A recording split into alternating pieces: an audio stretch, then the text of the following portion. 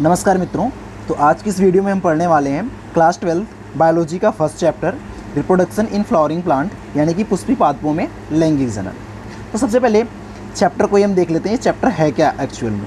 तो सबसे पहले चैप्टर का नाम है आपका पुष्पी पादपों में लैंगिक जनन। तो सबसे पहले देखते हैं ये पुष्पी पादप क्या होते हैं। इन पुष्पी पादपों को हम आवृतबीजी पादप भी कहते हैं। इनको हम आवृतबीजी पादप भी कहते हैं। ये आपने क्लास 11 में पढ़ा होगा। क्या है, इन्हें हम एंजियोस्पर्म भी बोलते हैं। ठीक है गाइस, एंजियोस्पर्म भी इन्हें बोलते हैं। तो आवृतबीजी पादप क्या होते हैं? ये ऐसे पादप होते हैं जिनके जो बीज होते हैं, ऐसे पादप होते हैं जिनके जो बीज होते हैं, सीड, ये क्या होते हैं? आवृत होते हैं। आवृत मतलब ढके हुए होते हैं। किससे ढके हुए होते हैं? फलों के द्वारा। तो पुष्पी पादप क्या होते हैं? ऐसे पादप जिनके बीज जो होते हैं वो फल के अंदर होते हैं या फलों के द्वारा ढके हुए होते हैं, उन्हें हम क्या कहते हैं? पुष्पी पादप या आवृतबीजी पादप कहते हैं। इन पादपों का, आवृतबीजी पादपों का जो मुख्य लक्षण होता है वो उनमें पुष्पों का लगना होता है, यानी पुष्प का निर्माण होता है, पुष्प का बनना। ठीक है गाइस, नेक्स्ट क्या है? पुष्पी पादपों में लैंगिक जनन। सबसे पहले देखते हैं ये जनन क्या है। जनन यानी कि reproduction. Reproduction, so guys reproduction या जनन क्या होता है? जनन ये एक ऐसा जैविक प्रक्रिया है या एक ऐसा जैव प्रक्रम है जिसके द्वारा कोई भी जीव अपने ही समान नए जीवों की उत्पत्ति करता है या अपने समान नए जीवों को उत्पन्न करता है, जिससे कि उसकी जाति की निरंतरता जो है बनी रहे। इसी प्रोसेस को हम क्या कहते हैं गाइस? जनन कहते हैं। लाइक अगर जनन की प्रक्रिया मानव करता है तो वो अपने ही समान नए जीव यानी कि एक नए मानव को जन्म देगा या एक नए मानव का निर्माण करेगा। और जैसे अगर हम बात करें हाथी, अगर हाथी जो है, हाथियों के बीच अगर जनन की प्रक्रिया होगी तो वो अपने ही समान नए जीव यानी कि एक नए हाथी को जन्म देगा। ठीक है। एंड जनन आपने पढ़ा होगा कि ये 2 प्रकार या 3 प्रकार के होते हैं, कहीं पे 2 कहीं पे 3। लाइक कुछ साइंटिस्ट का मानना होता है कि जनन 2 प्रकार के होते हैं, एक लैंगिक और एक अलैंगिक जनन। और कुछ का मानना होता है कि एक कायिक जनन भी होता है, तीसरा प्रकार। जबकि कुछ साइंटिस्ट मानते हैं कि ये कायिक जनन जो है वो अलैंगिक जनन का ही एक प्रकार है। ओके गाइज, अब हमें क्या पढ़ना है इसमें? लैंगिक जनन। तो गाइज लैंगिक जनन क्या होता है? लैंगिक जनन जो है वो जनन का एक ऐसा प्रकार होता है जिसमें हमें 2 विभिन्न लिंग वाले जीवों की आवश्यकता होती है। यानी कि हमने क्या बोला कि लैंगिक जनन क्या होता है? यह जनन की एक ऐसी प्रक्रिया होती है जिसमें हमें 2 भिन्न या 2 अलग अलग लिंग वाले जीवों की आवश्यकता होती है। एक जीव को हम नर बोलते हैं और एक जीव को मादा बोलते हैं। इनमें से दोनों ही जीव अलग अलग युग्मकों का निर्माण करते हैं। नर जो होगा वो नर युग्मक का निर्माण करता है लैंगिक जनन की प्रक्रिया में। एंड मादा जो जीव होता है आपका, मादा जीव जो होता है वो आपका मादा युग्मक यानी कि फीमेल गैमेट का निर्माण करता है। एंड ये नर युग्मक और ये मादा युग्मक दोनों आपस में मिलते हैं। एंड इनके मिलने की प्रक्रिया को हम गाइस क्या बोलते हैं? निषेचन बोलते हैं, यानी कि फर्टिलाइजेशन बोलते हैं। इस प्रक्रिया के द्वारा क्या होता है? जब नर युग्मक मादा युग्मक मिलते हैं तो एक द्विगुणित जीव का निर्माण होता है जिसे हम क्या बोलते हैं? युग्मनज बोलते हैं। युग्मनज बोलते हैं गाइस, जाइगोट बोलते हैं। ओके, जाइगोट बोलते हैं। चूँकि ये जो आपका नर युग्मक और मादा युग्मक जो आपके गैमीट्स होते हैं, युग्मक होते हैं गाइस, ये हेप्लाइड होते हैं, यानी कि गुणसूत्र की संख्या जो होती है इनमें वो आधी होती है। अगर हम इनकी कायिक कोशिकाओं की संख्या देखें, इनकी कायिक कोशिकाओं में जो गुणसूत्र की संख्या होती है उसके कंपैरिजन में आधी होती है। तो युग्मकों में गुणसूत्रों की संख्या आधी होती है। जब नर युग्मक और मादा युग्मक आपस में मिलते हैं तो इस प्रक्रिया को हम निषेचन बोलते हैं। एंड निषेचन के फलस्वरूप क्या होता है? एक युग्मनज का निर्माण होता है। ये कैसा होता है गाइस? 2n होता है, यानी कि n प्लस n जब दोनों मिलते हैं तो ये 2n हो जाता है, गुणसूत्रों की संख्या डबल हो जाती है। एंड इसे हम क्या बोलते हैं? द्विगुणित युग्मनज। ओके गाइस, तो ये होता है आपका लैंगिक जनन। एक्चुअल में लैंगिक जनन क्या है? ये जनन की एक ऐसी प्रक्रिया होती है जिसमें 2 विभिन्न या अलग अलग लिंग वाले जीव आपस में भाग लेते हैं और इनमें से नर जीव, एक जीव को नर बोलते हैं, दूसरे को मादा बोलते हैं। दोनों ही जीव अलग अलग युग्मकों का निर्माण करते हैं, एक नर युग्मक दूसरा मादा युग्मक। नर युग्मक एवं मादा युग्मक आपस में मिलकर के युग्मनज का निर्माण करते हैं। एंड नर और मादा युग्मक के मिलने की प्रक्रिया को निषेचन बोलते हैं। एंड इस पूरे प्रोसेस को गाइस हम लैंगिक जनन बोलते हैं। तो यही लैंगिक जनन जो है ये हमें पुष्पी पादपों के अंदर पढ़ना है कि पुष्पी पादपों में ये लैंगिक जनन की प्रक्रिया कैसे होती है। ठीक है गाइस, अब अगर आप ध्यान से देखेंगे तो जो पूरा का पूरा ये आपका लैंगिक जनन की प्रक्रिया है वो 3 पार्ट में डिवाइड होता है। लैंगिक जनन की प्रक्रिया जो होती है वो आपकी 3 पार्ट में डिवाइड होती है। इनमें से जो मेन वाला पार्ट है, मेन पार्ट वो आपका कौन सा है, निषेचन का होता है गाइस। तो ये आपका जो मेन पार्ट है ये निषेचन का होता है, ये सेकेंड पार्ट एक्चुअल में होता है। फर्स्ट पार्ट क्या है कि देखो निषेचन होने से पहले हमें क्या चाहिए, निषेचन करने के लिए हमें युग्मक चाहिए, मतलब हमें युग्मकों का निर्माण करना है। तो फर्स्ट ऑफ ऑल हमें क्या करना होता है, यहाँ मैं अलग से बना दे रहा हूँ इसका लैंगिक जनन के, जो हमें लैंगिक जनन में जो जिन जिन टॉपिक्स को या चीज़ों को पढ़ना होता है, सबसे पहले हमें क्या चाहिए गाइस, वो हमें युग्मकों का निर्माण करना होता है। सबसे पहले हमें युग्मक का निर्माण करना होता है, जिसे हम क्या बोलते हैं, युग्मक जनन, यानी युग्मकों के निर्माण की प्रक्रिया को हम युग्मक जनन बोलते हैं। एंड जब युग्मक बन जाएगा तो चूंकि हमें इन नर और मादा युग्मकों को एक साथ लाना होगा, तभी तो ये निषेचन करेंगे। तो उस प्रक्रिया को हम क्या बोलते हैं, युग्मक स्थानांतरण बोलते हैं, मतलब एक युग्मक को दूसरे युग्मक के पास तक ले जाना। ये सब हमें डिटेल में पढ़ना है गाइस, हम अच्छे से इसे पढ़ेंगे। एंड नेक्स्ट जो होता है वो आपका निषेचन है। एंड इसके बाद क्या होता है गाइस, क्योंकि निषेचन के बाद क्या होगा, युग्मनज का निर्माण होगा। तो ये हमें क्या पढ़ना है, युग्मनज का निर्माण एंड इसका विकास पढ़ना होता है। अब युग्मनज जब बनता है तो युग्मनज से ही वृद्धि होकर के भ्रूण का निर्माण होता है। तो आगे हमें पढ़ना होता है गाइस, भ्रूणोद्भव पढ़ना होता है, यानी भ्रूण कैसे बन रहा है उससे, युग्मनज से। तो बेसिकली अगर देखेंगे इसमें 3 पार्ट होता है। एक हमारा जो होता है वो निषेचन होता है, एंड निषेचन की पहले जितनी घटनाएं होती हैं उनको हम बोल देते हैं निषेचन पूर्व घटनाएं, निषेचन पूर्व घटनाएं। एंड निषेचन के बाद जितनी भी होती हैं उन्हें हम गाइस बोल देते हैं निषेचन पश्च घटनाएं, यानी कि निषेचन के बाद होने वाली घटनाएं। ओके गाइस, तो निषेचन पूर्व घटनाओं में क्या मिलते हैं, हमें 2 चीज़ें पढ़नी होती हैं, एक तो युग्मक जनन एंड दूसरा युग्मक स्थानांतरण। निषेचन वाले में हमें तो केवल निषेचन के बारे में पढ़ना है, एंड निषेचन पश्च घटनाओं में भी हमें बेसिकली 2 चीज़ें पढ़नी होती है, एक तो युग्मनज का निर्माण कैसे हो रहा है, दूसरा युग्मनज बन गया, अब उस युग्मनज से भ्रूण कैसे बनेगा, एक नया जीव कैसे पूरी तरह से विकसित होता है, भ्रूणोद्भव, वो पढ़ना होता है। अब अगर इन तीनों चीज़ों को हम इस पुष्पी पादप के रेफरेंस में देखें तो पुष्पी पादपों में जो युग्मक जनन होता है वो 2, मतलब जैसे हम युग्मक जनन जो हो गया, इसमें युग्मक भी 2 प्रकार का होगा, एक नर युग्मक, पुष्पी पादप में भी एक नर युग्मक होगा, एक मादा युग्मक होगा। तो जो नर युग्मक होता है गाइस, उसे इसमें हम क्या बोलते हैं, इसमें इसको हम नर युग्मक को परागकण बोलते हैं, परागकण बोलते हैं इसके नर युग्मक को, ठीक है। एक्चुअल में डिटेल में इसको हम आगे पढ़ेंगे अच्छे से, तब देखेंगे क्या डिफरेंसेस होते हैं चीज़ों में। इन्हें हम परागकण जो होता है ये इसका नर युग्मक होता है बेसिकली, वैसे नर युग्मक नहीं, नर युग्मकोद्भिद होता है, ये नर युग्मक यहाँ हम लिख दे रहे हैं वैसे, तो नर युग्मक हो गया। एंड आपका इसमें मादा युग्मक होता है जो आपकी अंड कोशिका होती है, अंड कोशिका। तो इनके निर्माण की प्रक्रिया को हमें समझना होगा, युग्मक जनन। तो जो परागकण के बनने की प्रक्रिया होती है उसको हम बोलते हैं लघु बीजाणु जनन, लघु बीजाणु जनन, तो वो हमें पढ़ना है गाइस। एंड जो अंड कोशिका के बनने की प्रक्रिया होती है उसको हम बोलते हैं दीर्घ बीजाणु जनन, दीर्घ बीजाणु जनन। तो ये हमें पढ़ना है। युग्मक जनन के अंतर्गत हमें क्या पढ़ना है, लघु बीजाणु जनन एंड दीर्घ बीजाणु जनन को पढ़ना है। युग्मक स्थानांतरण जो होता है ये पुष्पों में जो होता है युग्मक स्थानांतरण, इसको हम परागण बोलते हैं, ठीक है। तो ये हमें परागण पढ़ना है। युग्मक स्थानांतरण परागण कहलाता है किसमें, प्लांट्स के रेफरेंसेस में, जब हम पौधों की बातें करते हैं जनन की। एंड निषेचन तो हमें पढ़ना ही ऐसे ही। एंड युग्मक जनन, इसमें बेसिकली युग्मक कैसे मिलेंगे एंड देन वो युग्मनज का निर्माण करेंगे उसके बारे में पढ़ना है गाइस।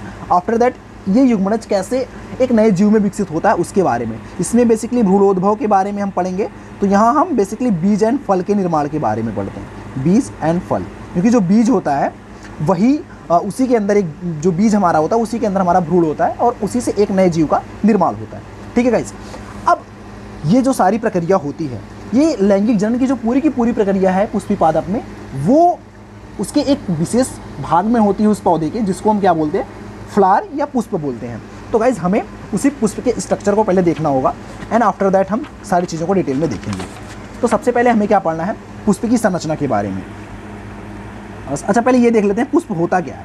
तो पुष्प क्या है, अगर आप एक बात करेंगे पुष्प के बारे में, पुष्प दैट इज़ फ्लावर, पुष्प। तो एक अगर पौधे को आप ध्यान से देखेंगे उसमें बेसिकली 2 पार्ट होते हैं, एक जो उसके ज़मीन के अंदर होता है जिसे हम जड़ बोलते हैं, एक ज़मीन के जो ऊपर होता है बेसिकली जिसको हम तना बोलते हैं। तो 2 ही पार्ट हो गए। तो पुष्प आपको बेसिकली कहाँ देखने को मिलते हैं, ज़मीन के ऊपर यानी तने वाले पार्ट पे। तो ये क्या है, ये तने का ही एक मॉडिफाइड रूप होता है, यानी पुष्प जो है वो तने का ही रूपांतरित मतलब रूपांतरण होता है। तो इसे हम क्या बोलते हैं, रूपांतरित तना बोलते हैं। पुष्प को हम क्या बोल देते हैं गाइस, रूपांतरित तना, रूपांतरित तना बोल देते हैं या मॉडिफाइड स्टेम बोल देते हैं, ठीक है। सो एंड उसके बाद क्या है, और दूसरी बात क्या होती है पुष्प की, पुष्प जो होते हैं वो पुष्पी पादपों के क्या होते हैं, लैंगिक जनन स्थल होते हैं, लैंगिक जनन स्थल होते हैं, यानी कि पुष्पी पादपों के ये वो पार्ट होते हैं, ये वो भाग होते हैं जिनमें बेसिकली लैंगिक जनन की प्रक्रिया पूरी होती है। ठीक है, अब हम इस पुष्प की संरचना की बात करेंगे कि पुष्प की संरचना के बारे में हम देख लेते हैं डिटेल में कैसे। सबसे पहले मैं आपको डायग्राम बनाना सिखाता हूँ कैसे पुष्प की संरचना आपको बनाना है अगर आपके एग्जाम्स में पूछता है। So it's very easy, not very tough, आप आराम से इसे बना ले जाओगे। मेरे को भी काफ़ी टाइम हो गया बनाए, सो थोड़ी सी हाँ ठीक है, ये हाँ ऐसे कर दे रहा हूँ या इस तरह से, इसकी पंखुड़ियाँ हो गई। हाँ एंड ये गाइज मैं जस्ट ऐसे ही बना दे रहा हूँ, बहुत ज़्यादा अच्छा बनाने की ज़रूरत नहीं है बिकॉज आपका जो ये एक्चुअली आप बायो पढ़ रहे होते हैं, आपको यहाँ आर्टिस्ट कलाकारियाँ नहीं दिखानी होती हैं। ठीक है, तो ये कुछ इस तरह से आपका एक फ्लावर जो है वो दिखता है। बेसिकली आपको एक फ्लावर में इसके नीचे एक डंठल जैसी ये स्ट्रक्चर दिख जाती है, एक डंठल दिखती होगी, आपने देखा होगा। इसको हम क्या बोलते हैं? पुष्पवृंत बोलते हैं, पुष्पवृंत बोलते हैं गाइस। इंग्लिश में इसको हम क्या बोलते हैं? पेडिसल बोलते हैं। ठीक है, पेडिसल बोलते हैं सबसे नीचे का पार्ट। इससे ऊपर वाला पार्ट जो ये होता है फूला हुआ सा, इसको हम क्या बोलते हैं? पुष्पासन बोलते हैं गाइस, पुष्पासन बोलते हैं, या इसको हम थैलेमस बोलते हैं। ठीक है गाइस, इसको हम क्या बोलते हैं? थैलेमस बोलते हैं। ठीक, एंड पहले इन दोनों को हम देख लेते हैं, फिर आगे बाकी पार्ट को देख लेते हैं। ठीक है क्या? तो पुष्पवृंत क्या होता है हमारा? पुष्पवृंत क्या होता है? आप देखेंगे कि पुष्प जो है वो एक इस डंठल की सहायता से क्या होता है? पुष्प की मेन शाखा या मेन तने से जुड़ा हुआ होता है। एंड इसी तने को इसी डंठल को हम क्या बोलते हैं? पुष्पवृंत या पेडिसल बोलते हैं। ये जो पेडिसल होता है हमारा, इस पेडिसल का ऊपरी जो शीर्ष भाग होता है ये कुछ फूला हुआ सा होता है। एंड इस फूले हुए भाग को हम क्या कहते हैं? पुष्पासन या थैलेमस बोलते हैं। ये जो पुष्पासन होता है, फूला हुआ भाग, इसी पुष्पासन पे, इसी थैलेमस के ऊपर पुष्प के सारे भाग जो हैं वो लगे हुए होते हैं या जुड़े हुए होते हैं या स्थित होते हैं। ठीक है, हम देख लेते हैं कि तो बेसिकली जो पुष्प के भाग होते हैं वो 4 होते हैं जो इस पुष्पासन के ऊपर लगे हुए होते हैं। हम उनका नाम आपको अलग से यहाँ लिख के दिखा दे रहे हैं पहले कौन कौन से हैं। एक होता है आपका कैलिक्स, कैलिक्स हो गया आपका। सेकेंड होता है आपका corolla, and third one is androecium, and next one is gynoecium. ठीक है, कैलिक्स को क्या बोलते हैं हम? बाह्य दल पुंज बोलते हैं गाइस, बाह्य दल पुंज। एंड कोरोला को हम बोलते हैं, कोरोला को हम बोलते हैं गाइस दल पुंज। एंड एंडूसियम को बोलते हैं हम इसको बोलते हैं गाइस हम पुमंग, पुमंग बोलते हैं। एंड गाइनोसियम को हम क्या बोलते हैं? जायांग बोलते हैं। ठीक है, तो इसके बेसिकली 4 चक्र होते हैं, पुष्प के 4 चक्र बोलते हैं। चक्र इन द सेंस जो फ्लावर होता है, इस फ्लावर के मेन 4 कंपोनेंट होते हैं, इन अवयवों को हम चक्र बोलते हैं। ठीक है, तो एक तरह से कह सकते हैं इनके 4 भाग होते हैं या 4 अवयव होते हैं या 4 चक्र होते हैं। ठीक है, इनको हम सीक्वेंस में ही लिखते हैं, ऐसे बताते हैं सीक्वेंस में क्यों लिखते हैं इन्हें ऐसे। कैलिक्स, कोरोला, एंडूसियम, गाइनोसियम, बाह्य दलपुंज, पुमंग एंड जायांग। ठीक है, क्योंकि जो सबसे बाहर होता है ये बाहर से अंदर के एक सीक्वेंस में लिखते हैं। सबसे बाहर आपका कैलिक्स आता है, उसके भीतर कोरोला, उसके भीतर एंडूसियम एंड उसके भीतर गाइनोसियम। ठीक, अब देखो ये जो आपका पुष्पासन है, इस पुष्पासन में आपको यहाँ सबसे नीचे हरे रंग की पंखुड़ियाँ दिखती हैं। ये कैसे रंग की? हरे रंग की पंखुड़ियाँ दिखती हैं यहाँ पे, ग्रीन कलर की। इन एक पंखुड़ी के, इनमें से एक सिंगल पंखुड़ी को हम क्या बोलते हैं? सेपल बोलते हैं। इनमें से एक सिंगल पंखुड़ी को क्या बोलते हैं? सेपल बोलते हैं। एंड इसी को हम क्या बोलते हैं? बाह्य दल बोलते हैं हिंदी में। ठीक है गाइस, एंड यहाँ आपको कलरफुल पंखुड़ियाँ दिखती है, रंगीन पंखुड़ियाँ। ये कैसी होती है? रंगीन होती है, मतलब हरे को छोड़ के और भी अदर किसी कलर की होती है। एंड इसको हम क्या बोलते हैं? पेटल बोलते हैं, इसको पेटल बोलते हैं। एंड हिंदी में इसे हम क्या बोलते हैं? दल बोलते हैं। ठीक है, एंड आपको उसके बाद ये दिखती है, इस तरह के स्ट्रक्चर दिखते हैं ना। इस स्ट्रक्चर को, इस एक सिंगल स्ट्रक्चर को यहाँ से लेकर के ये आपका ये स्ट्रक्चर, इसको हम क्या बोलते हैं? पुंकेसर बोलते हैं गाइस, पुंकेसर। ठीक है, इसको हम क्या बोलते हैं? पुंकेसर बोल देते हैं। ठीक है, एंड पुंकेसर को हम इंग्लिश में क्या बोलते हैं? स्टेमन बोलते हैं, स्टेमन बोल देते हैं। ठीक है, एंड आपको ये वाला जो बचा हुआ ये बीच का जो पार्ट दिख रहा है, इसको हम क्या बोलते हैं? स्त्री केसर बोलते हैं, स्त्री केसर बोलते हैं। इसको हम क्या बोलते हैं? कार्पल बोलते हैं हिंदी में। अब ध्यान से सुनिएगा, काफ़ी इंपॉर्टेंट चीज़ें हैं ये जो आपको अच्छे से क्लियर होनी चाहिए। पहले तो आपको ये पुष्पासन एंड पुष्पवृंत समझ आ गया। अब इसके 4 चक्र हैं, मैंने बताए कौन कौन से 4 चक्र? Calyx, corolla, androecium, gynoecium. अब हम इनको सीक्वेंस वाइज पढ़ते हैं। सबसे पहले कैलिक्स। कैलिक्स क्या है? बाह्य दल पुंज जिसको बोलते हैं। तो कैलिक्स क्या होता है? ये किसी भी पुष्प का सबसे पहला चक्र होता है। पहला चक्र क्यों? क्योंकि ये सबसे बाहर स्थित होता है। ठीक है, आप देखोगे सबसे बाहर की साइड यही होता है, देन उसके अंदर, देन इसके अंदर, ऐसे जाता है। सबसे बाहर जो स्थित होता है, सबसे पहला चक्र, वो कैलिक्स होता है, यानी कि बाह्य दल पुंज। इसकी जो एक इकाई होती है, इसकी एक सिंगल यूनिट जो होती है, उसको हम क्या बोलते हैं? बाह्य दल बोलते हैं या सेपल बोलते हैं। ठीक है, यानी कि हम कह सकते हैं बाह्य दल के या सेपल के समूह को हम क्या बोलते हैं? बाह्य दल पुंज या कैलिक्स बोलते हैं। ठीक, ये प्रायः हरे रंग के होते हैं। काम क्या होता है इनका बेसिकली कि जब पुष्प अपनी कली अवस्था में होता है तो उस टाइम ये पुष्प के भीतरी भागों की सुरक्षा करते हैं। अब साथ ही साथ चूंकि ये हरे रंग के होते हैं, इसलिए ये प्रकाश संश्लेषण के द्वारा भोजन निर्माण का भी कार्य करते हैं। ठीक गाइस, इसमें ये इतना हो गया। सेकेंड पार्ट जो हमारा आता है वो कोरोला होता है, यानी कि दलपुंज होता है। दलपुंज के बारे में आप क्या बताएंगे कि दलपुंज की जो प्रत्येक इकाई होती है, जो एक सिंगल यूनिट उसकी, मतलब जो एक दलपुंज की जो एक सिंगल यूनिट है, देखोगे आप इसमें कई सारी यूनिट्स हैं। इसकी जो एक सिंगल इकाई है, यानी कि जो एक पंखुड़ी है, उस एक पंखुड़ी को हम क्या बोलते हैं? पेटल बोलते हैं या दल बोलते हैं। ठीक, ये प्रायः कैसे होते हैं? रंगीन होते हैं, यानी कलरफुल होते हैं, लाल, पीले, गुलाबी, नीले, कुछ भी हो सकते हैं। तो ये कलरफुल होते हैं। ठीक, रंगीन होते हैं हमेशा। इनका काम क्या होता है? ये चूंकि रंगीन होते हैं तो ये कीटों को अपनी ओर आकर्षित करते हैं परागण के लिए, मतलब लैंगिक जनन की प्रक्रिया को सफल बनाने के लिए, जिसको हम आगे डिटेल में पढ़ने वाले हैं। ठीक है, साथ ही ये आपको हमने बताया रंगीन होते हैं, साथ ही इनमें सुगंध भी होता है। ठीक है, कुछ होते हैं जिनमें सुगंध होता है, कुछ में सुगंध नहीं होता, तो ये सुगंधित भी होते हैं। ठीक है, इनमें सुगंध होता है, तो ये आपने देख लिया। सो कभी कभी क्या होता है, ये आपको समझ आ गया। बाह्य दल क्या है? समझ आया। बाह्य दल पुंज मतलब ये एक सेपल, अगर इसमें से एक हरी पंखुड़ी को बोलोगे तो एक हरी पंखुड़ी को क्या बोलेंगे? बाह्य दल। अगर इनके पूरे ग्रुप को बोलोगे जितने के जितने हैं, तब उनको क्या बोलेंगे? हम बाह्य दल पुंज बोलेंगे। लाइक इनमें इसकी एक पंखुड़ी को हम क्या बोलते हैं? पेटल बोलते हैं या दल बोलते हैं। एंड इनके पूरे ग्रुप को हम क्या बोलते हैं?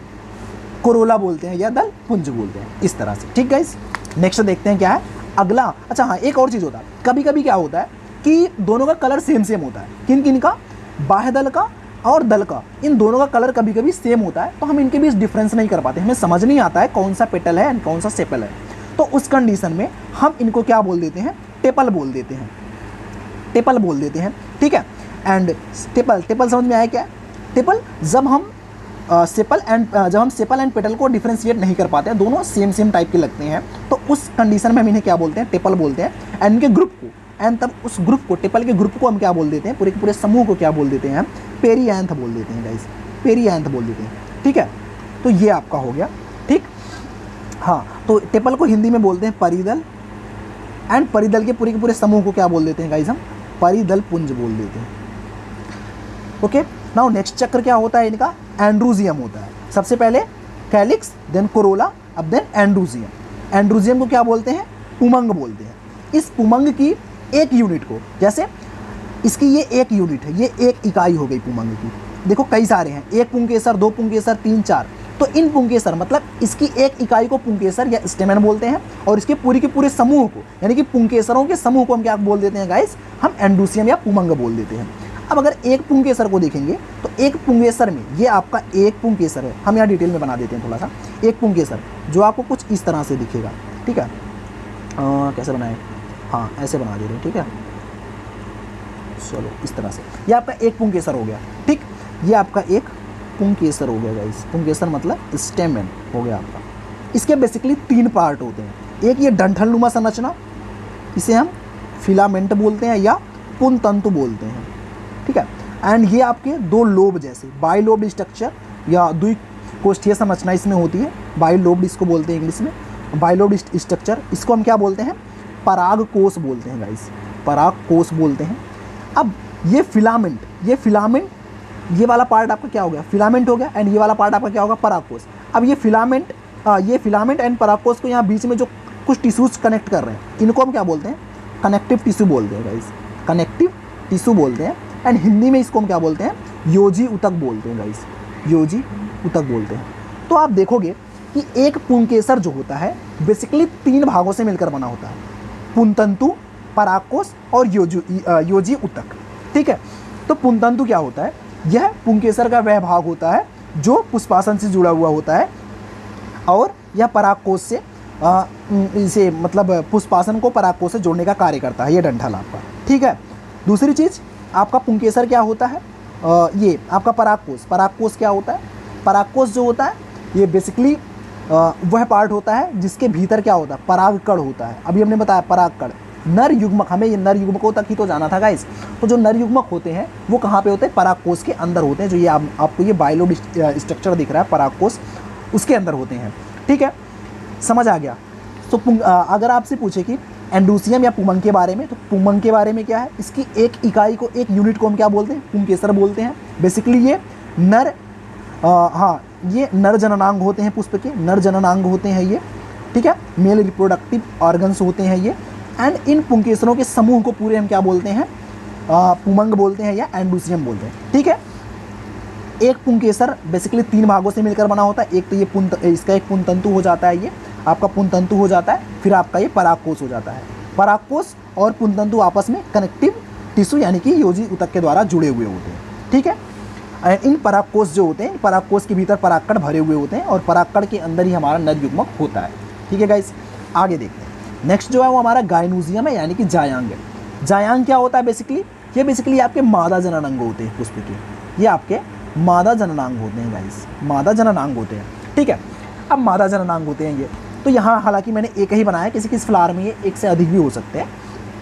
मादा जननांग होता है। ठीक है, तो मैं मादा जननांग, तो इसके बारे में, हाँ, गाइनोसियम क्या होता है, मादा जननांग होता है हमारा। इसकी एक यूनिट को, एक सिंगल को, मतलब एक सिंगल पार्ट को, इसकी एक सिंगल यूनिट को हम क्या बोलते हैं, स्त्री केसर बोलते हैं या कार्पल बोलते हैं। ठीक है, एक सिंगल यूनिट को, इसके देखो यहाँ पे एक सिंगल यूनिट है। अगर ऐसे ऐसे हम कई सारे बना दें, लाइक ऐसे करके देखो, ऐसे हम कई सारे बना दें, ठीक है, तो इनके ग्रुप को पूरा हम क्या बोल देंगे, इनके पूरे ग्रुप को हम क्या बोल देंगे, जायांग बोल देंगे, गाइनोसियम। और एक सिंगल को हम क्या बोलेंगे, स्त्री केसर बोलेंगे या कार्पल बोलेंगे। ठीक है, अब स्त्री केसर की स्ट्रक्चर को देख लेते हैं। स्त्री केसर ये कैसे, स्त्री केसर जो है वो कुछ इस तरह से है, हाँ कुछ इस तरह से आपका स्त्री केसर कुछ इस तरह से। इसमें बेसिकली 3 पार्ट होता है। स्त्री केसर का ये जो नीचे फूला हुआ भाग होता है, इसको अंडाशय बोलते हैं, इसको अंडाशय बोलते हैं या ओवरी बोलते हैं गाइस, इसको ओवरी बोलते हैं। ठीक है, इसको हम ओवरी बोलते हैं या अंडाशय बोलते हैं। तो स्त्री केसर का निचला फूला हुआ भाग जो कि कहाँ पे लगा होता है, जो कि इसके पुष्पासन के डायरेक्ट कांटेक्ट में होता है, इस पार्ट को हम क्या बोलते हैं, ओवरी बोलते हैं या अंडाशय बोलते हैं। इन्हीं अंडाशय के अंदर क्या होती है, छोटी छोटी स्ट्रक्चर्स होती हैं जिन्हें हम बीजांड बोलते हैं। इनके अंदर क्या होते हैं, बीजांड पाए जाते हैं। अंडाशय के अंदर कौन होते हैं गाइस, बीजांड होते हैं। एंड इन्हीं बीजांड के अंदर हमारी क्या होती है, अंड कोशिका होती है। अब अंड कोशिका मतलब अभी हमने स्टार्टिंग में बताया था, अंड कोशिका मतलब हमारा मादा युग्मक इसके अंदर होता है। तो गाइस हम नर युग्मक तक पहुंच चुके थे, मादा युग्मक के बारे में भी पता चल गया वो कहाँ पे प्रेजेंट होता है।